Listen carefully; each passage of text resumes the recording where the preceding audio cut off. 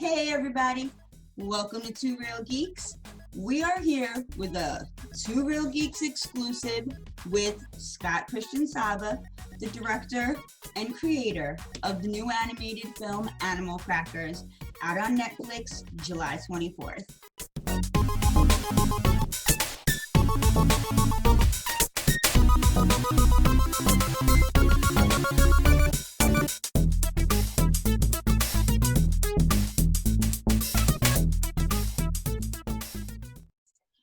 Scott, thank you so much for taking the time to be with us today. It's my pleasure. It's my pleasure. So happy to be here. Thanks so much. All right, so even before Animal Crackers, you have been an accomplished artist across several genres. So why don't you tell our followers a little bit of your background and how you got to the point of starting Animal Crackers and what you've done before that? Yeah, I guess we're gonna have to turn the Wayback Machine a bit. Let's see. Yeah, so back to 16-bit here. All right? Yeah, 16 back to 16-bit. Yeah, well, I grew up on comic books and Spider-Man and Bugs Bunny and whatnot, and I fell in love with the old 60s animated Spider-Man and got into the books and the comics. And from when I was 5 or 6, all I wanted to do was Spider-Man. That was my thing. And I went to art school at the Academy of Art in San Francisco, and still trying to get a style, develop a style that would get me a gig at, doing Spider-Man. Since I was 17, I was going to the comic shops or comic conventions trying to get that gig, and was getting rejected every time. I got my junior year in college, I got an internship at Sega of America. Doing 16-bit games. I was working on Sega Genesis games. So I did a game called Kid Chameleon. And awesome it was a lot of fun. Yeah, it was a lot of fun. And you know, it was impossible for anybody now to even consider how hard it was to animate on those machines. You know, it wasn't really a computer. It was just like a kind of system where you're building and animating with just Legos. It's like these huge chunk blocks. You only have like 8 colors to work with, but it was fun. It was a good learning experience. Introduced me to kind of computers and animation, and I went from there to work at Atari Games, working in coin-op games in arcades, and then that led me to moving to Los Angeles for a bit, working for Malibu Comics. I was doing Star Trek covers. I was doing coloring for Mortal Kombat, some Mortal Kombat covers. But I just kept wanting to do Spider-Man. That was it. Spider-Man. I took my first job working. Never went away, right? Yeah, never went away. You know, I was in my 20s. I still want to do Spider-Man. And I got an internship, not an internship. I got like a first shot at doing animation for film, and I was doing the Casper sequels. And so that was fun. I did Power Rangers. I did Aliens versus Predator. I did X-Files. I was doing a whole bunch of stuff, but all the time, all I wanted to do was Spider-Man. And so when I was 32, I think I got the gig, and I finally got it. It was taking all of the animation stuff and putting it into a comic book, and that was kind of the hook. And so I got the gig, and in 2002, the series that I did came out, and I accomplished my life's dream. And I should have just killed myself then, but instead, which series was this for Spider-Man? So Spider-Man, was Quality of Life was the issues, 4 issues that they compiled into a graphic novel, and it was it wasn't the story I wanted, because I didn't get to work with the writer that I wanted, but I got to do it. I got to do Spider-Man, and for 2001, 2000, dream. yeah, and the technology back then, that was 20 years ago. The technology wasn't that great, but I pushed it. I pushed it really hard, and I think I did a great job. Now I got to see Spider-Man Into the Spider-Verse and go, wow, that's what I would have loved to have been able to do, but I just didn't have the technology or the budget at that time. So what you're telling everybody watching is, if you wanted to be Batman, you can be Batman. Yeah, exactly. So I'm still waiting for that. You know, we have bats who fly around at night, and my son Brennan, he says, "Dad, let one bite you so you could be Batman." I said, "No." I said, "I need a billionaire to bite me so I could be Batman." Exactly. Yes, But, please. yeah, but You know what my obsession is. It's yeah, and I love it. As regarding your question about the games I worked on for Coin Op, my first game when I got to Atari was Guardians of the Hood. It was I don't think it was a side scroller, but it might have been a side scroller. But and then I designed Primal Rage, okay. and which was a dinosaur fighting game. And then I moved over to a gun game, which originally was called Bounty Hunter. And then when I left to go to LA, that got turned into Area 51, which is you definitely got a lot of my quarters on Area 51. Yeah. so many hours lost on that game in an arcade. Yeah. There was some people on Twitter were talking about it, and so I did kind of like a retrospective on Bounty Hunter, the game that was before that, and a little bit on Primal Rage too. And so I don't know if you guys could do a deep dive on Twitter and find that thread. It was from about maybe 6 months ago, but it was a lot of fun. Yeah. I think if you type in S Sava, Primal Rage, S Sava, Bounty Hunter, you'll find it. It shouldn't be too hard. Let Google do the help. Exactly. Yeah. So your resume is basically like a geek's dream. It's funny because like I got to go on the set of Star Trek and go walk on Voyager and Deep Space Nine, and I got to do I worked on a film called The Specials, which starred Rob Lowe, but it was directed by Tim Gunn, who did Guardians of the Galaxy. And back then, like Rob Lowe was somebody, but Tim Gunn, that was his first movie. Right. And so I got to meet a lot of cool people. I got to work with some great IPs, X-Files, and I even got to do some Star Wars stuff at one point and whatnot. But you're always, when you're doing it, you're kind of a cog in a machine, like even Casper or Power Rangers, you're not in charge of it. You're just, hey, here's a shot, animate it kind of thing. But, I know so many animators who they've made their living off of, I worked on this Disney film, or I worked on this, or I worked on that. And it's a huge thing, because it's nothing when you're working on it, and then suddenly it becomes something. And so I think it's something to be proud of. I think no one wants to look back and look at their career and go, oh, all the cool stuff was back there. Cause I think you're constantly looking forward to the next thing and the next thing. But it is good. I'm very proud of it. You said Comic-Cons. What was your most notable one that you've been to?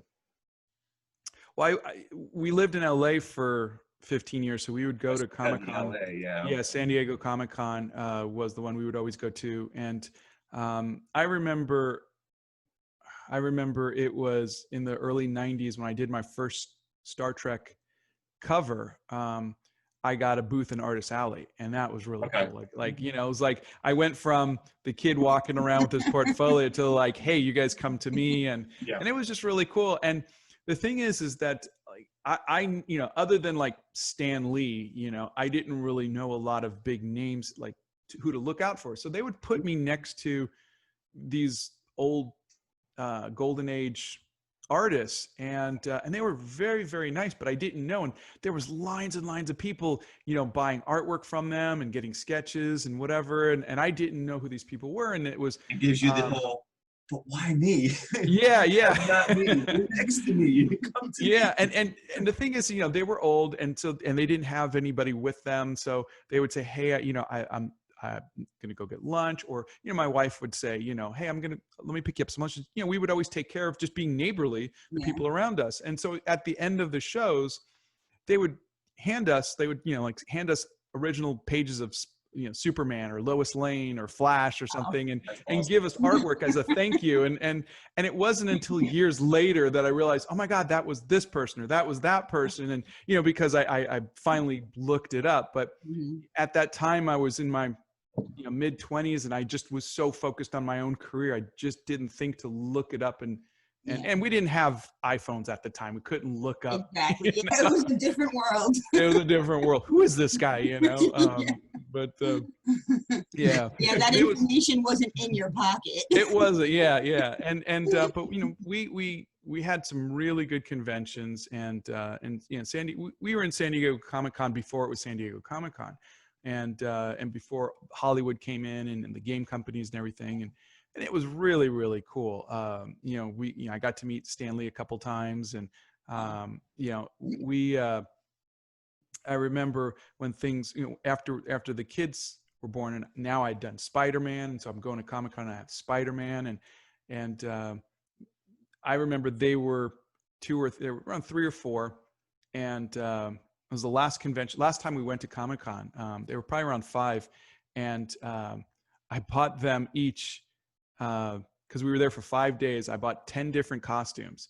So one day they were Power Rangers, one was green, one was red. One day they were Darth Vader and Boba Fett. One day they were it was Batman and Robin. One day they were, it was like every day was a different geek thing that we did, and they loved it. It was so fun. And because I was an exhibitor, I got to go in before the show opened. So we got to walk around on the Lego set and this and that and whatever. And that was really fun. I mean, I do miss that. I miss that 1 hour before the show opens and walking around with my kids, but I don't know if I'd ever go back.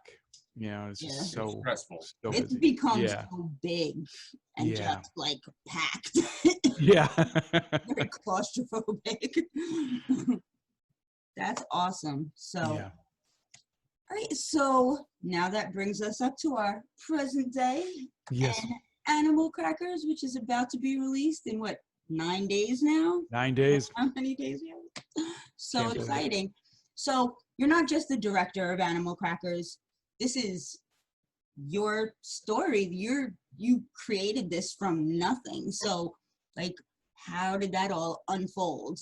How did Animal Crackers become Animal Crackers? Yeah. I mean, well, after Spider-Man, my wife and I, we were like, well, might as well have kids, It was at that, we're just like, we did everything else, might as well have kids. And so when the boys were born, we had been married 10 years. So we had done a lot of things. We learned how to ride a motorcycle, took Aikido, traveled, did stuff, but we also worked on our career and everything. And so we dedicated that time afterwards to the kids. And about 4 years, when they were about 4 years old, we decided to get out of LA. So we moved to Franklin, Tennessee, and we bought a nice house with an acre. And one day we were sitting out here in the backyard, and we were eating animal crackers. And I just had the idea. It was like, if you eat a lion cookie, poof, you become a lion. And you eat a giraffe cookie, poof, you become a giraffe. And the kids loved it. And we played like that for a while. And I wrote it down. And I think it was months later that I just decided to turn it into a comic book. And I'd been writing a lot of comic books for them. So I wrote movies, Pet Robots, My Grandparents Are Secret Agents, Cameron is Dinosaurs, Magic Carpet, just anything to do with anything that was interesting, aliens, robots, dinosaurs, pirates, whatever. Yeah. And so Animal Crackers was kind of a fun thing.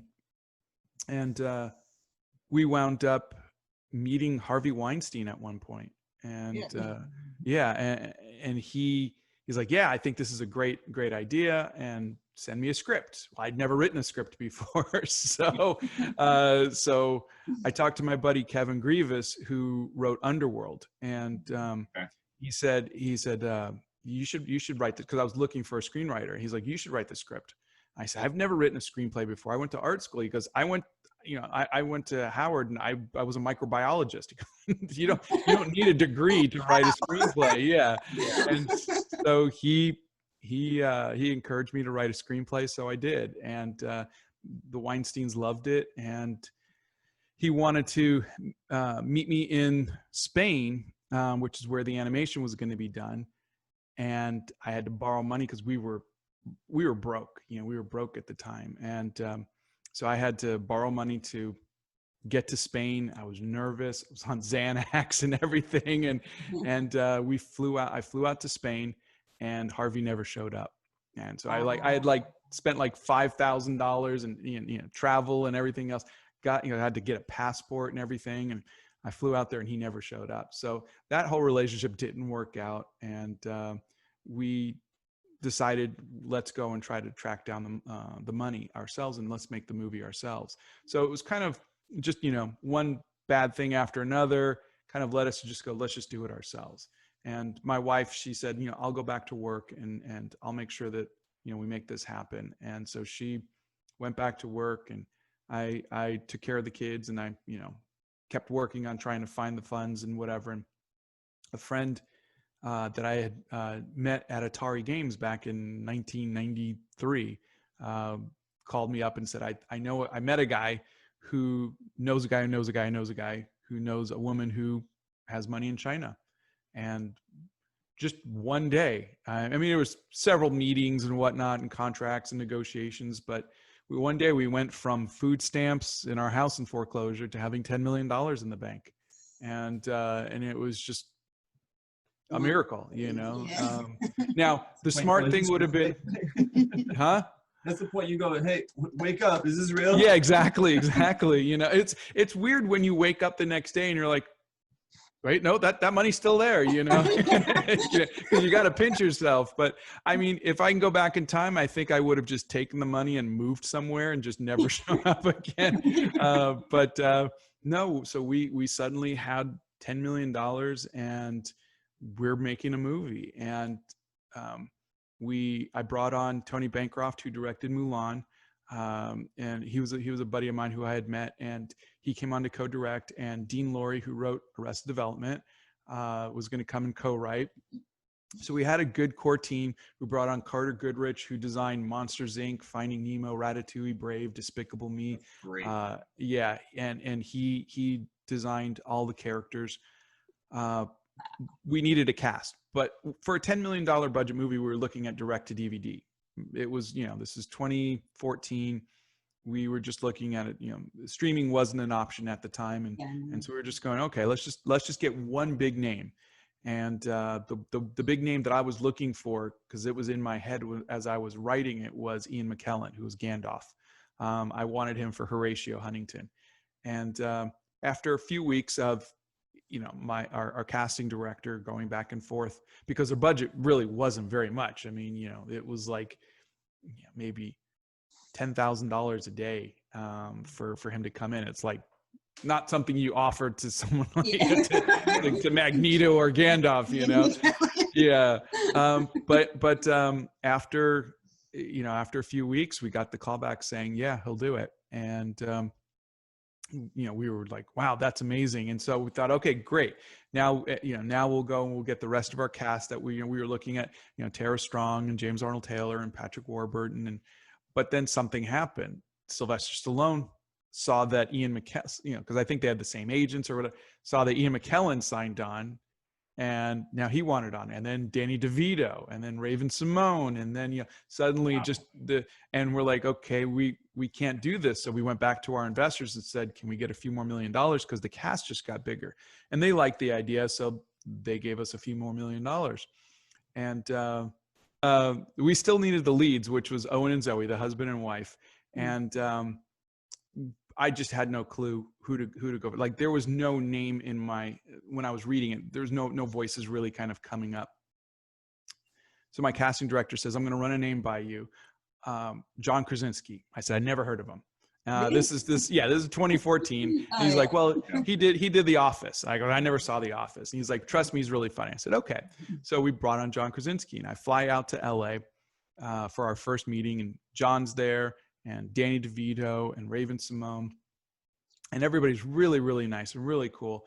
And John's just being John. He's just drinking his coffee, and we're just hanging out, we're talking, and I'm getting to know him a little bit. And we're in the sound booth, by the microphones, and it's just him and me. And he's like, I just want to tell you, my wife just loved your script, just thought it was so cute, so adorable. And I was like, oh, thanks. I really tell her I said thanks. I didn't know who he was married to because I didn't know who he was. So why would I know? Fortunately, my casting director overheard in the room and comes running in and says, would she want to be in the movie? I'm like, why are you asking him if his wife wants to be in the movie? That's kind of weird, And he's like, shut up, and he's like, yeah, sure. And so John picks up his phone. He goes, hey, babe, you want to be in the movie? And she responds, yeah, sure. And he goes, she's in. And that's how Emily Blunt came on the film. It was just blind luck. And then we had to go and find more money to cover that too. And that and had so to be cast- the most real phone call to actually witness in Yeah. person. Like, you're like, I know I've heard of this, but I've never seen this. Yeah, I know. It was surreal. And so we did John a couple times by himself until Emily was able to schedule to come in, and they wanted to work together. Now by that point, we had, because this is 2015, we had already storyboarded the entire film, and in typical animation fashion, we had done it all with temp audio. So Tony and the storyboard artist and Jamie, our casting director, had all done the voices. So this was like, hey, just so we can kind of watch the movie with storyboards with these voices. And, and it's fun because, they're funny. And like Tony did this like funny, weird French voice for Stabby, the knife thrower, that we wound up keeping. So Tony wound up staying as, Stabby, the knife thrower. And, but it was kind of fun. But when John and Emily got in the room together, they were just having so much fun because they'd never done a movie together. And so this was like, and they were like, John was making Emily laugh so much that we just kept that into the film. So when you watch the film, you'll just see Zoe laughing at the jokes because she was just so infectiously laughing at everything, I mean, I think it's even in the trailer when he's like, because the line I would write is, your dad has me eating dog biscuits, for a job. But the way that John delivered it was, your dad has me eating dog biscuits. And then Emily, just because he's looking at his wife with this funny look, she starts laughing. And then he's like, stop and think about that. He has me eating dog biscuits for a job. And the way that he delivered it, and she's cracking up. And it was just so funny that we had to go back and change like 50% of the film. Wow. Because of how many jokes that they were doing, how many gags, how often she's laughing, how often she's making him laugh. And so it became a very genuine and real relationship in the film because they were so in love and they had just had a baby. And so it was really, really fun. And I think they really enjoyed working together too. And that's that kind of chemistry you can't buy, You can't, yeah. It was, and it's funny because, that was 2015. So for the last 5 years, my wife checks the news every day to go, please don't get a divorce. Please don't get a divorce. Please don't get it. She's like, you guys are so perfect together. Please don't, so she's been like, just, praying that they stay together, and they're so wonderful together. And they seem like a really fun couple. They really are. They really are. It's sweet. It's great. I mean, like, speaking of your cast, like, guys, hold on to your hats. I'll give you a rundown of the cast quickly. So we have, as Scott mentioned, Emily Blunt and John Krasinski, Danny DeVito, Ian McKellen, Raven Simone, Sylvester Stallone, Patrick Warburton, Tara Strong, James Arnold Taylor, Wallace Shawn, Gilbert Gottfried, Harvey Fierstein, and Kevin Grievous. Now, a typical big budget animated film might have 3 or 4 big name voice actors. You have like over a dozen. Yeah. And I mean, look, so this is really a true kind of like indie animated film. Oh, it's yeah. I mean, a Disney Pixar film is $180 million. Our budget, when it all is said and done, was $19 million, Wow. and only, I would say 10% of that went to the cast. The rest of it, we said the cast is so big, we raised more money to make the film look better, because when you're shooting for a direct-to-DVD, you can work within a certain budget, but we really went back and reworked all of the shots and made higher quality renders and did everything, redid animation to make it worthy of the cast that we had. So, people think, oh, they probably spent half their budget on the cast. We didn't. Everybody worked for scale pretty much. All of those big names worked for they really liked the script. And they were really wonderful. They were very generous to give us their time. And if I ever get to do a sequel, I'm gonna have to pay them a lot more, but it'll be worth it. But the thing is that it was it was an amazing thing to witness. And I think the downside or the ignorance of a first time director was I couldn't say no. I mean, how do you say no to Danny DeVito and Sylvester Stallone? And when you're in a room and someone picks up the phone and gets Emily Blunt on your film, you don't say, well, let me think about it, or let me see if I can, you don't. And so I think that was the thing, was I'll figure it out later. And that was everything, was, hey, this would be fun. It was the same thing with the music. Again, we were originally thinking direct to DVD, and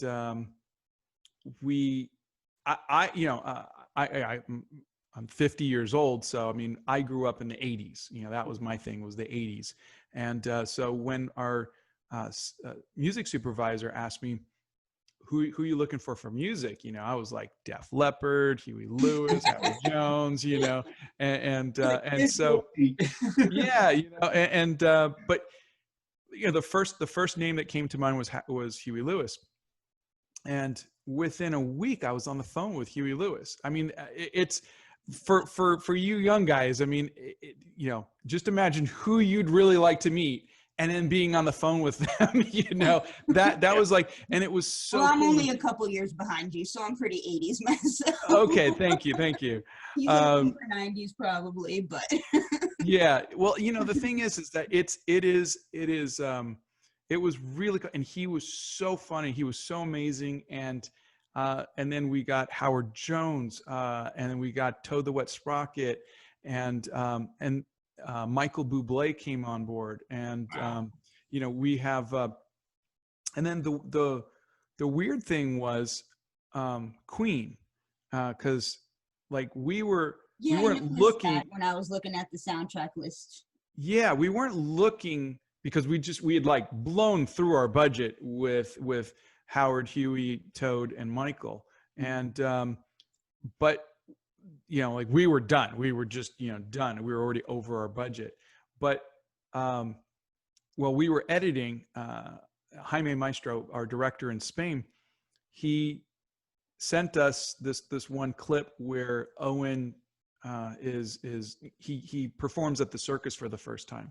And it was this musical montage with, where he's turning into different animals. And he played Don't Stop Me Now. I'm having a good time. That song. And he put it in there. And we've used that song too. Yeah, it's an amazing song. And, when you're making a movie, you put in temp audio, you put in temp music just to kind of get a feel for it. And then you find music or, similar. But we just loved it. And so we called, not me, but my music supervisor reached out to Queen's people, and it was like $500,000, like $500,000 for the rights for us to use that song. And that was like $500,000 too much. It was like I said, we might have like $50,000, and so it was kind of like a quick no.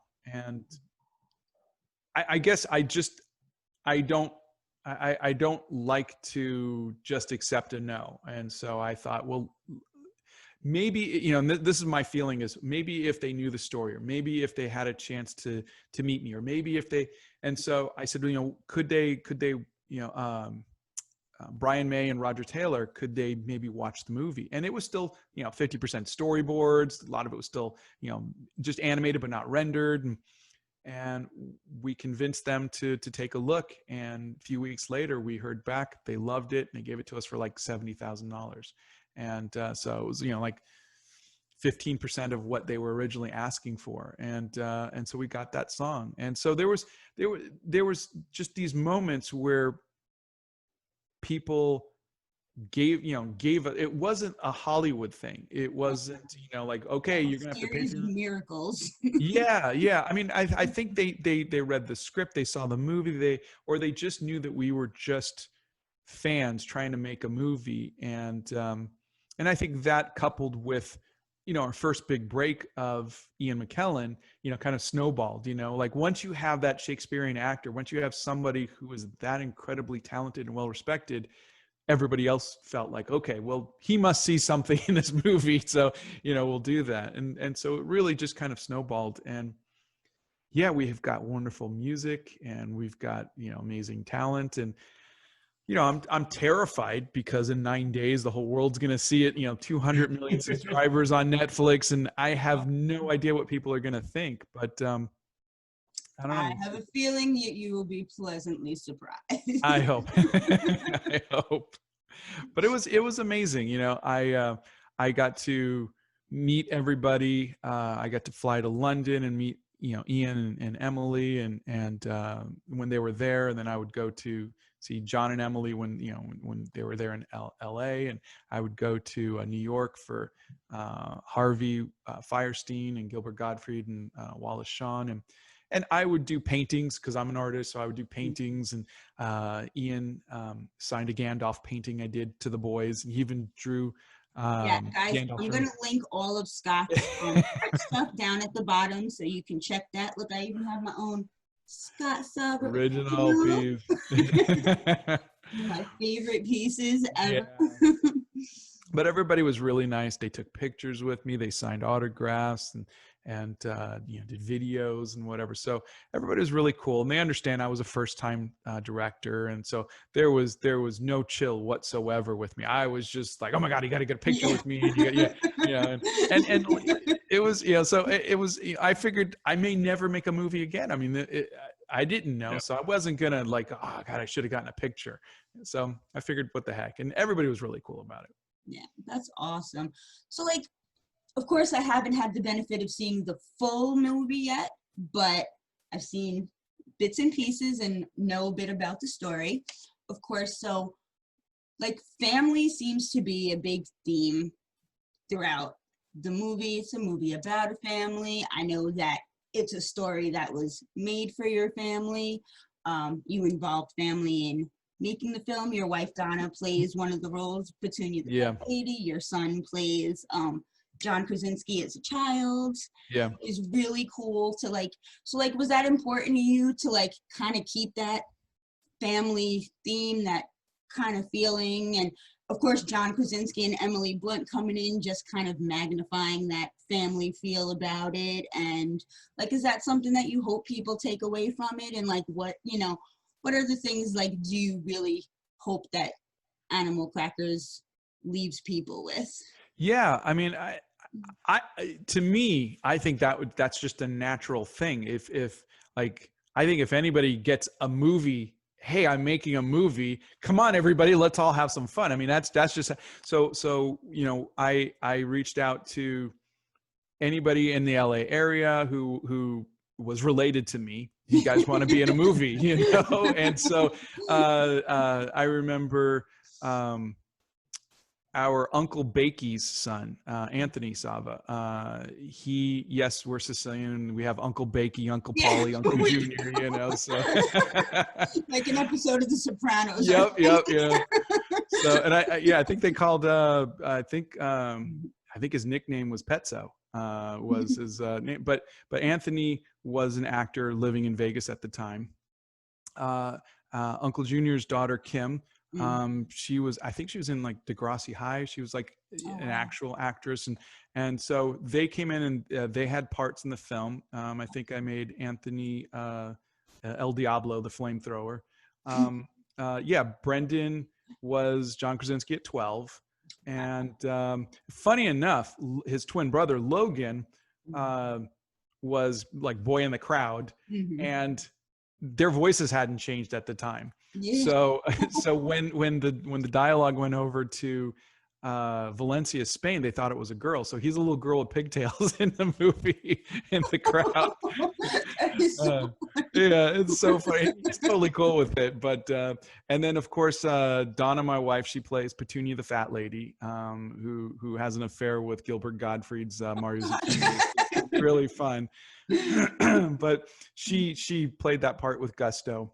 Yeah, my mom and then- I even got to pop in and visit you the day that you were filming in the city with Gilbert Gottfried and Harvey Fierstein. That's right. Pretty cool. It was really cool, and they were, you guys got pictures with them, right? And They were kind of in the middle of stuff. were so they? we Oh, did them okay. real quick, but we didn't. Next time. Yeah. You got it. Yeah, you got it. Yeah. But the thing is, yeah, I tried to invite as many people. We even had like a recording day where it was like anybody in LA who wanted to come down, or we did a recording day where we had family on my mom's side and who could come and be in the crowd.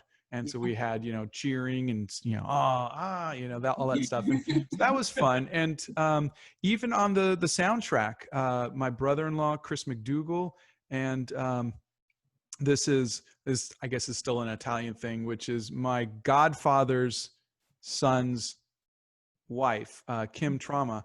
Both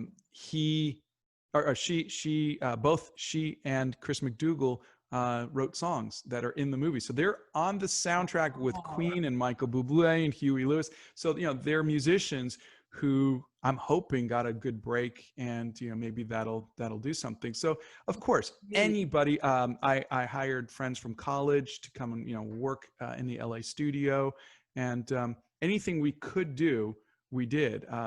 And who wouldn't? I mean, who wouldn't? I mean, it's there was more than enough for everybody to do, and it was really fun. And if I get to do it again, of course I'm gonna do it. I mean, Owen and Zoe in the book are named after my niece and nephew on my wife's side, and Mackenzie, the daughter, is another niece on my wife's side. So all of the characters that you'll see through all of my books are nieces and nephews and uncles and aunts and whatever. So I try to, whenever I can, make it a very family thing. And then when Emily came on board, at the time, John Krasinski's character, Owen, was the star of the movie. I mean, he was the one who was going through all of this, and the wife was pretty much kind of not a side character, but more of a support kind of character. And this was, end of 2014. No, this is 2015, because we had just did that with John.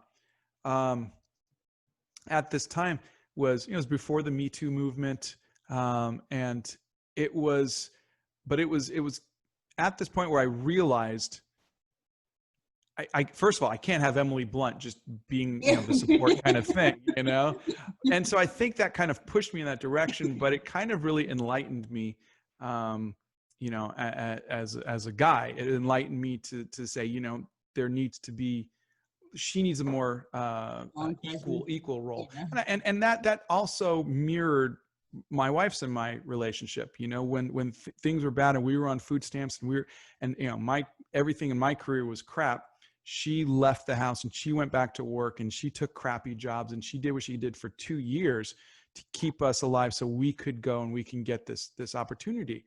And so, and when we made the movie, she was 50% of it. She was writing the check, she was balancing the budget, she was handling, the scheduling and everything.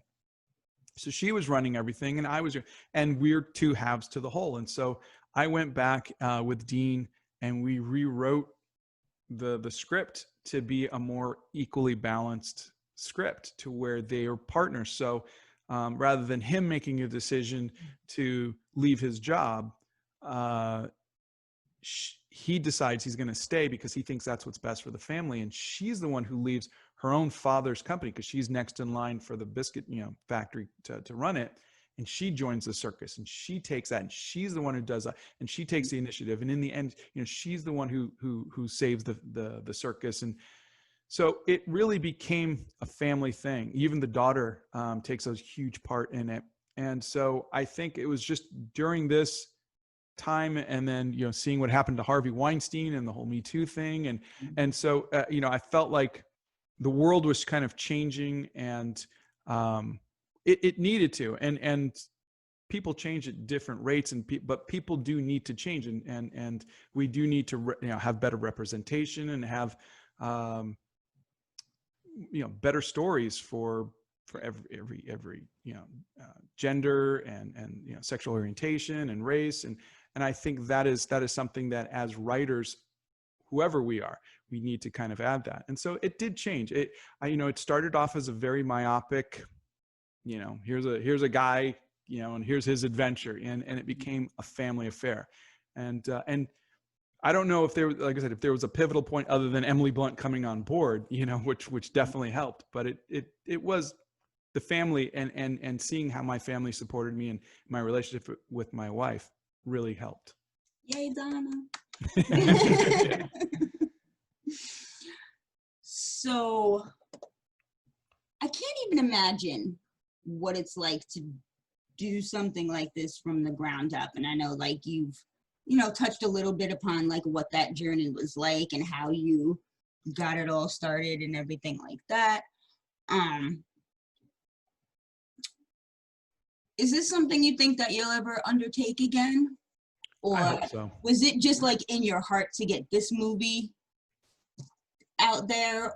But I mean, I know like there were moments that, it was a struggle to get it, out there here and there. Hopefully that hasn't soured you, because like what you came away with is just truly, truly amazing. Oh, thank you.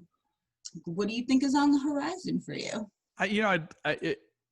As I said, Spider-Man was my one childhood dream, but I realized in 2002, you have to create new dreams, especially how many people get to accomplish their dream, especially one as stupidly crazy as being the artist on Spider-Man. It was a big one, and I got to do it.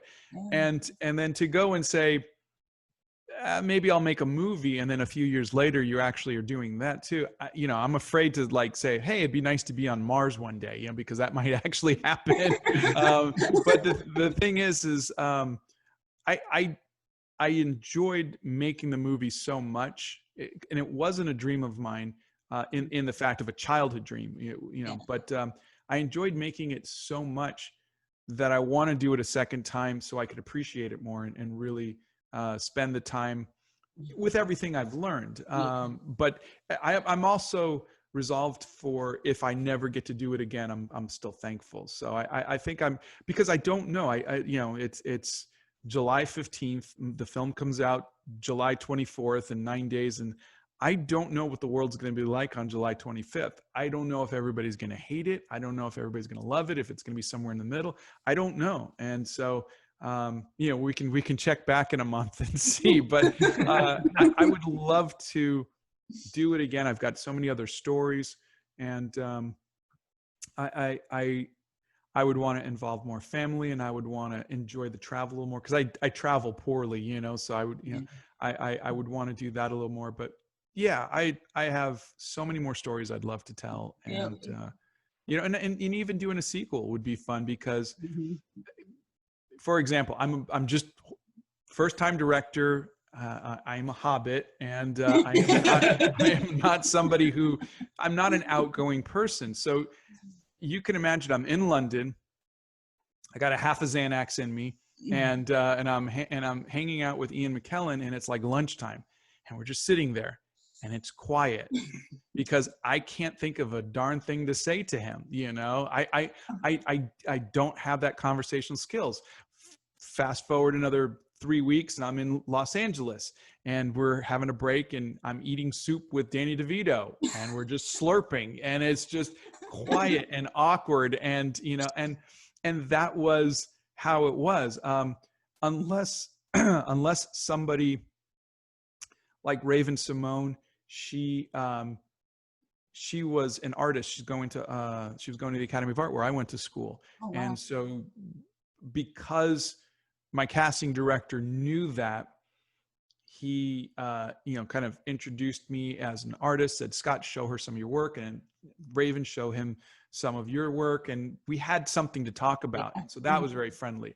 But unless that other person's outgoing, and then we have something in common we could talk about, I was really bad. And so by the time I got to meet Stallone, which was like 6 months later, he was like the last person we shot, I had realized how horrible I was at that.